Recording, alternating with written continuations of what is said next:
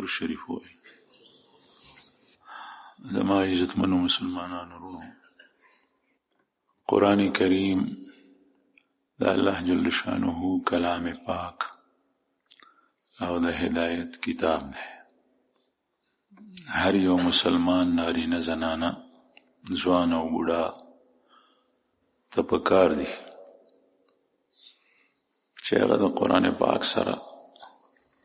تعلق مضبوط کړي، په دې باندې کلکې منګولې ولګوي. دغه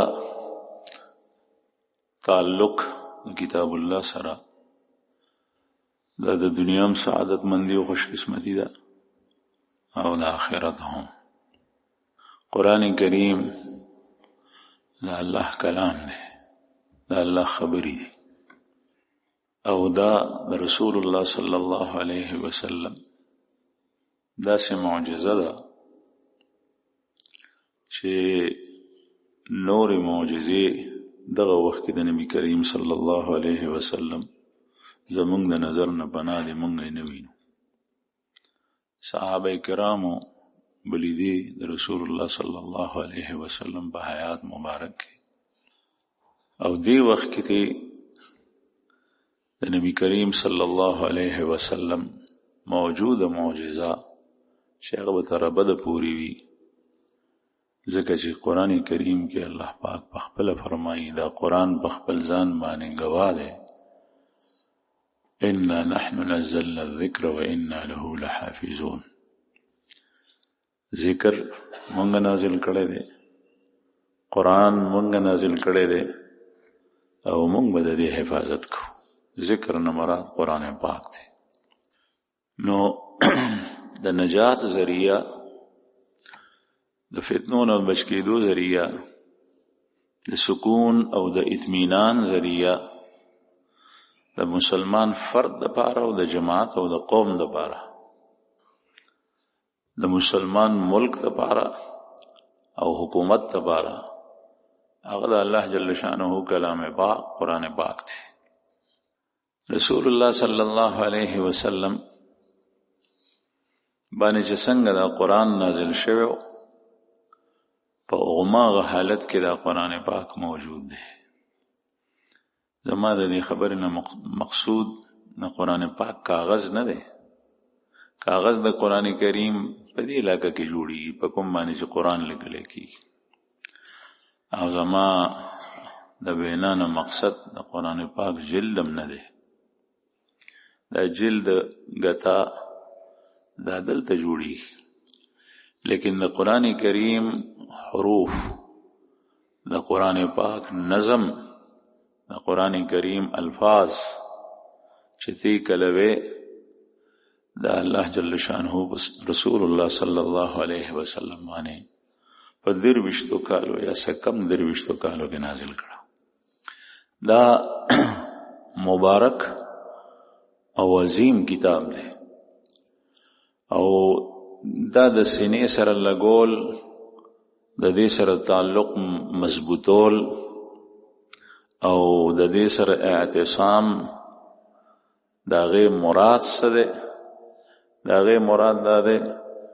چې سړی خو بغیر د دین مسلمانیږي نه، چې تر څو پورې دا نه منلی چې دا قرآن د الله جل شانه کلام دی او دا الله پاک په سید الرسول خاتم النبیین باندې نازل کړی دی. دا بنیادی عقیده ده چې دې سره سړی مسلمانی، بلکې قرآن کریم پورا خلاصه کې چې د قرآن پاک د یو صورت انکار دا کفر دی، د قرآن کریم د 3 آیاتو انکار دا کفر دی، د قرآن کریم د یو آیت انکار دا کفر دی. قرآن کریم منل، دویم د قرآن پاک سره په زړه کې محبت ساتل، دریم د قرآن کریم عظمت تعظیم او داغه تشریف، داغه اکرام کول، داغه احترام کول،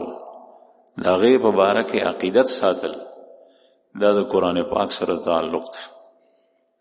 چې څومره عظمت د قرآن پاک سره کې دی شي، ځکه چې دا د الله جل شانه کلام دی او چې څنګه الله لوی دی نو دغه صداغه کلام هم په ټولو کلامونو کې لوی دی. کلام الملوک ملوک الکلام،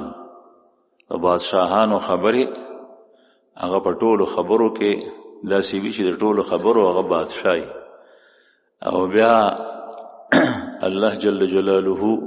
چې هغه د ټولو رب دی، خالق دی، مالک دی، پر ټولو کائناتو باندې د هغه بادشاهي ده، ځکه چې هغه پیدا کړي دي او ټول حکم په کائناتو کې په ځمکو اسمانونو کې د الله چلیږي. ان الحکم الا لله. هغه بادشاهان چې ځان ته سوي چې الله جل شانه وغواړي نو هغه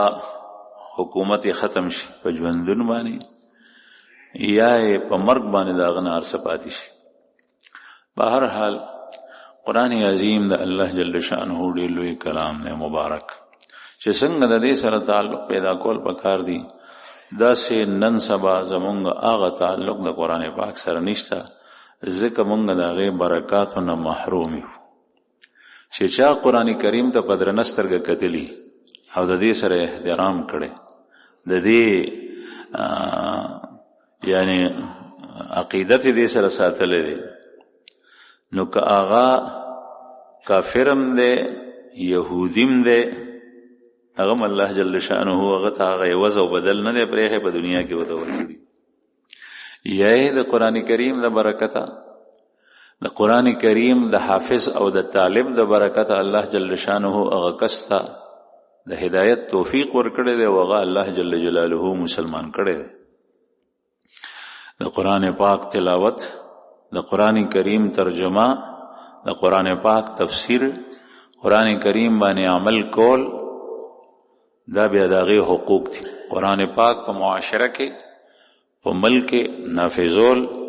د یو حکومت لپاره د قرآني نظام تنفیذ، دا د قرآن پاک حق ادا کول دي. او په قرآن پاک کې هر څه شته. یو ځل حضرت عبدالله ابن مسعود رضی الله عنه دا حدیث مبارک د رسول الله صلی الله علیه وسلم بیان کو، او حدیث دا بیان کو، د حدیث مفهوم دا دی چې کومې زنانه په ویښتو کې پردي ویښته لګوي او خالونه وي او غاښونه په سوان باندې نری کوي او په هغې کې فاصله پیدا کوي او دا ویښته وباسي د حسن دپاره، لکه د روزو ویښته ایستل وغیره. نو حضرت عبدالله ابن مسعود ووی چې په هغه ښځو باندې لعنت دی. دا لعنت بیان کو. نو یو زنانه راله، هغې ورته ووی بوډۍ ښځه وه، ما اورېدلي چې ته داسې وې؟ وی حضرت عبدالله ابن مسعود رضی الله عنه د رسول الله صلی الله علیه وسلم صحابی،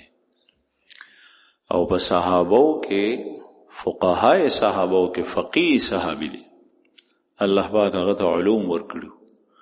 رسول الله صلی الله علیه وسلم د عبدالله ابن مسعود رضی الله عنه په شان کې فرمایي چې که څوک قرآن پاک تازه تازه نازل شوی اورېدل غواړي، چې څوک قرآن پاک تازه تازه نازل شوی اورېدل غواړي، هغه د دې سړي د خولې نه قرآن پاک واوري. حضرت عبدالله ابن مسعود دا زما او ستا غوندې کس نه وي، او نه دا د رسول الله صلی الله علیه وسلم یو صحابي وي، بلکې په خپله هغه ذات وي چې بچا باندې قرآن نازل شوی دی او ډومبې د هغې مبارکې ژبې او خولې نه وتی دی او صحابو او خلکو اورېدلی. هغه هستي وي که څوک تازه تازه د نزول په وخت کې قرآن اورېدل غواړي، د دې سړي د خولې نه دې واوري.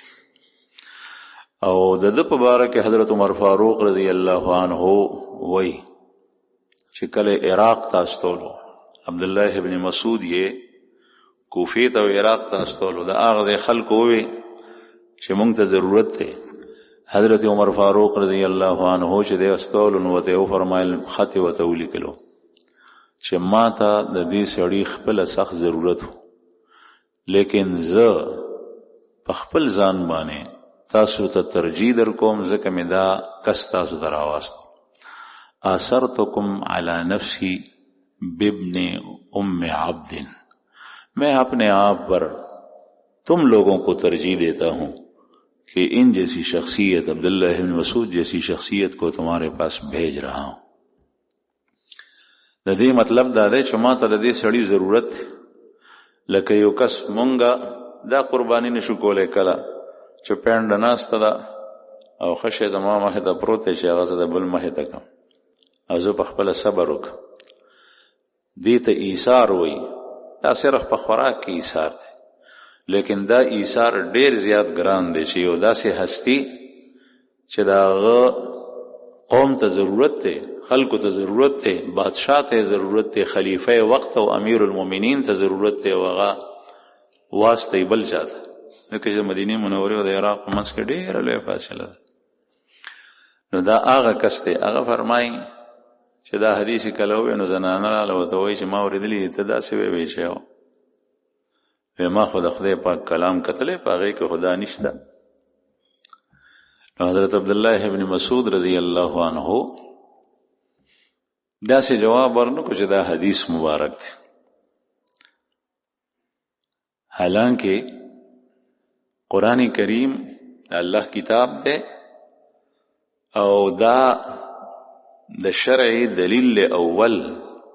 بیا ورپسې د رسول الله صلی الله علیه وسلم احادیث د سنت مطهره که یو سړی براه راست په قرآن پاک باندې عمل کوي نشي کولی، بیا زمونږ غونې کس او د رسول الله صلی الله علیه وسلم احادیث دا شرح د قرآن پاک ته او د ائمه اقوال دا د رسول الله صلی الله علیه وسلم د احادیث شرح ده. نن سبا یو معتبر عالم په یو علاقه کې شیخ الحدیث اغا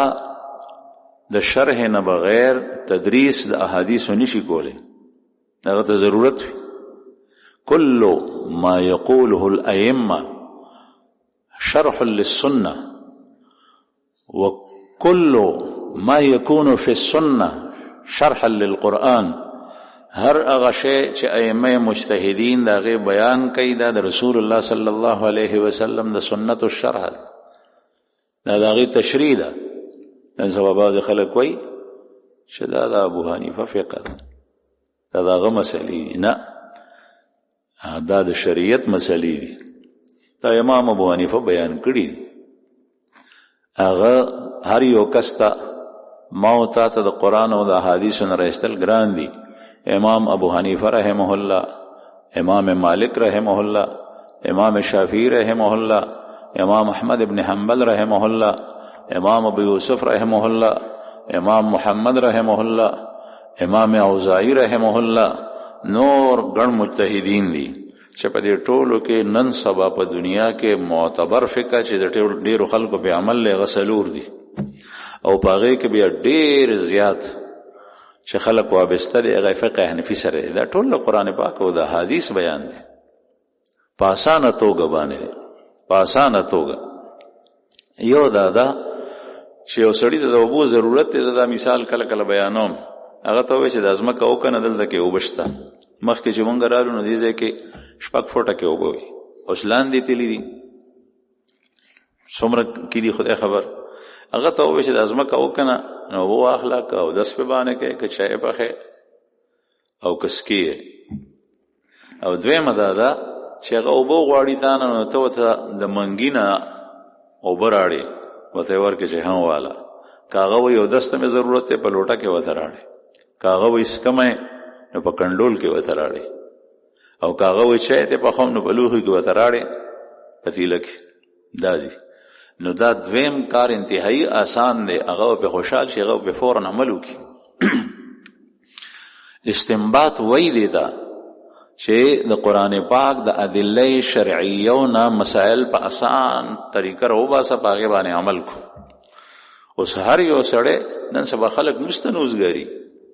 دکاندار په دکاندارۍ کې لګیا دی، د مازدیګر مست نه قضا کېږي، دی مست په وخت باندې نه کوي. دی به د قرآن پاک او د رسول الله صلی الله علیه وسلم د احادیث نه مسائل څنګه راوباسي. یقینا دی د چا مني، لیکن د هغه چا نه مني چې په هغه باندې د ټول امت اهل علمو اعتماد کړی دی داغه په علم باندې، داغه په تقوا باندې، داغه په تورع باندې، داغه په للهیت باندې، داغه په خشوع باندې، داغه په هغه ته خداداد استعداد او صلاحیتونه چې کوم الله پاک ورکړي دي پاغه د اعتماد نشته، او دا خوا کې چې وسره دی په دې اعتماد دی براه راست د قران نه نشي بیانوله دم د شان اوریدلی. نو عرض می دا کول زما عزتمند شي قران کریم دا د هدایت کتاب دی، د سره تعلق مضبوطول غواړي. دی وخت کې هر نارینا زنانا بوډا ځوان الک قوم فرد کور خاندان حکومت مسلمانانو ته پکاري چې د قران پاک سره تعلق مضبوط کړي. حضرت عبدالله ابن مسعود رضی الله عنه واقعا بیانوله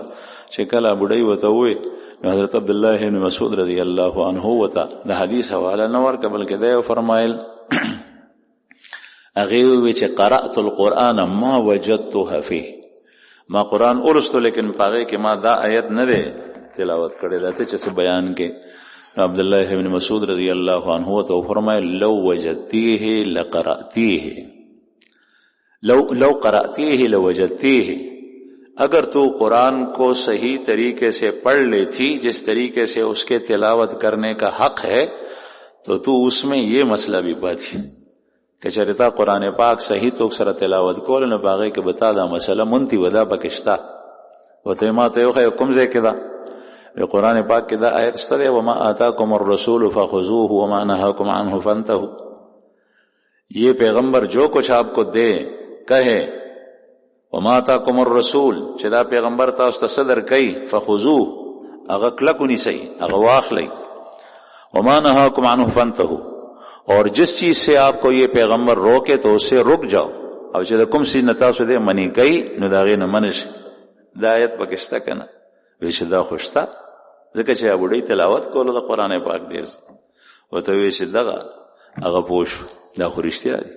ځکه چې د الله رسول چې څه بیان د امت لپاره کوي یا مامورات یا منهیات هغه د ځان نه کوي، هغه په الله جل شانه وحی راستوري او دې ته وحی غیر مطلوب وي، او کتاب الله قران کریم دام د وحی په ذریعہ نازل شوی دی، دې ته وحی مطلوب وي دا تلاوت کیږي او احادیث تلاوت کیږي نه، لیکن احادیث هم شریعت ته او د قران شرح ده.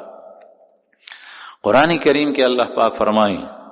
ان علینا جمعه وقرآنه فاذا قرأناه فاتبع قرآنه ثم ان علینا بیانه. ستا پسینه کې د دې قرآن جمع کول او محفوظ کول دا زمون کار دی، ته وخت کې بس صرف او بیا لوستل ستا په جواب باندې دا زمون کار دی. دا چې خبرې کوم دا د الله په قدرت او اراده سره کوم، کله الله جل شانه قدرت او اراده دلته لري شي زب ګم پاتې شم خبرې نشم کول. دا انسان